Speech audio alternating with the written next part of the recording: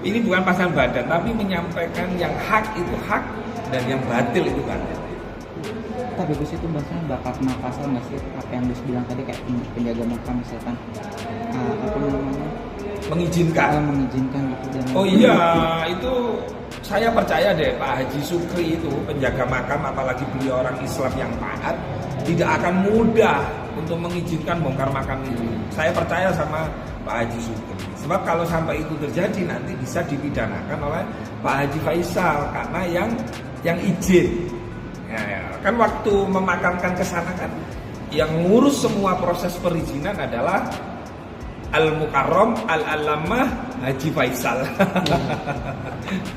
Halo Sobat Fakta Bang Pin, ketemu lagi dengan Bang Pin yang terus mengabarkan fakta viral seputar selebritas tanah air yang terus saja bikin berita.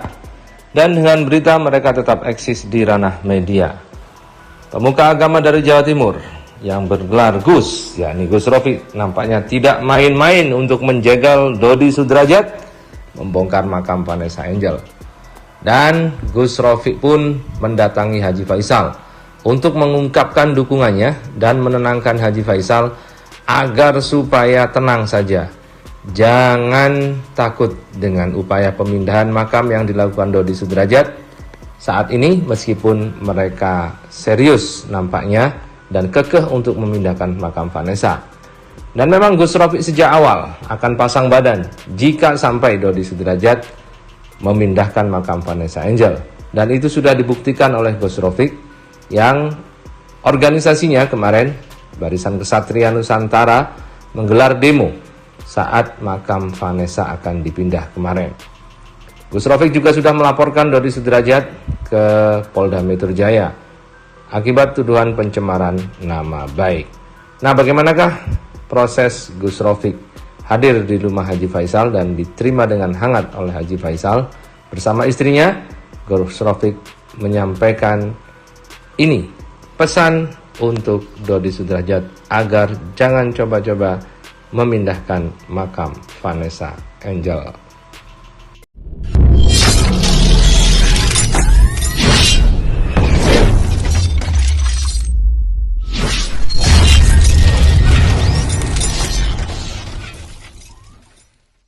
Waalaikumsalam warahmatullahi wabarakatuh.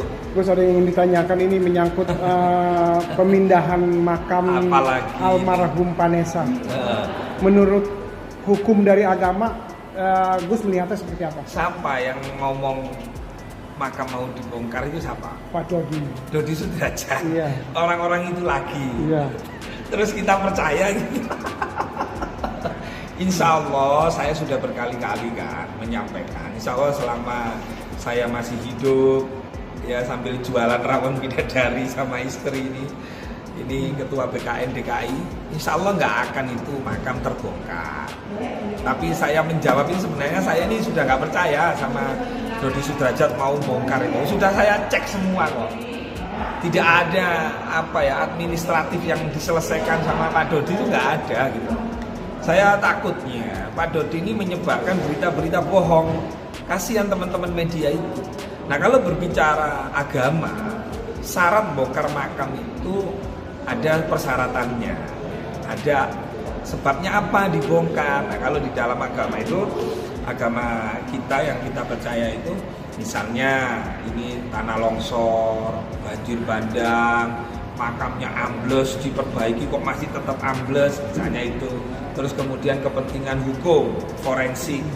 Nah, almarhumah Vanessa dan Mas Bibi ini kan ketika mengalami musibah kecelakaan kan sudah diotopsi kan. Tidak ada tindakan perilaku kejahatan yang menimpa mayat ini, sehingga tidak cukup alasan untuk dibongkar. Apalagi alasannya berubah-berubah. Asalnya mimpi, terus kembali lagi wasiat, kemudian mimpi. Kalau wasiat dan mimpi bisa dijadikan alasan untuk bongkar makam, bisa-bisa makam yang ada di ibu kota DKI Jakarta ini, yang gubernurnya Pak Anies Baswedan, ini banyak yang terbongkar gitu loh. Itu.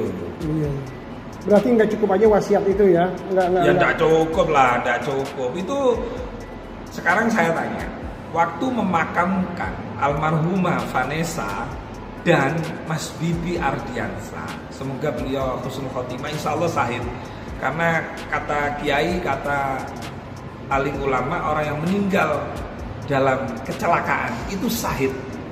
Karena sahid itulah, terus meninggalkan anak yatim itulah kami yang datang dari kota kecil namanya Kediri hanya sebagai penjual nasi dan sambal bidadari, rela untuk apa?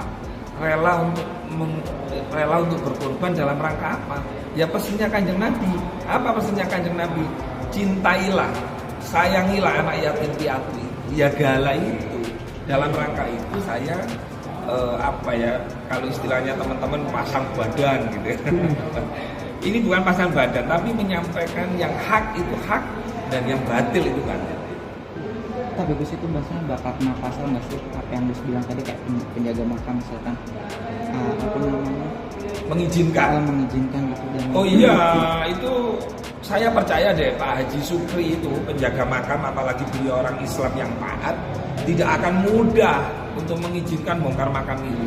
Saya percaya sama Pak Haji Sukri. Sebab kalau sampai itu terjadi nanti bisa dipidanakan oleh Pak Haji Faisal karena yang izin.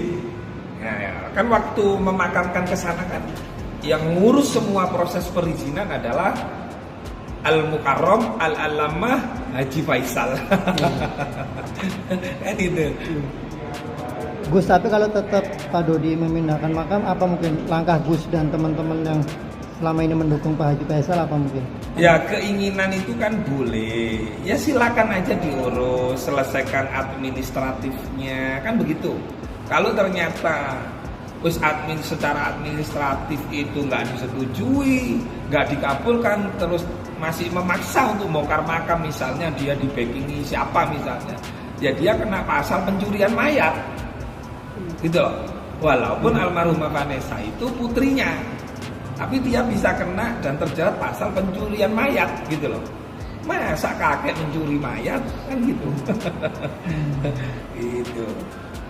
Gus, apa mungkin kenapa makam jangan dipindah, apa mungkin alasan?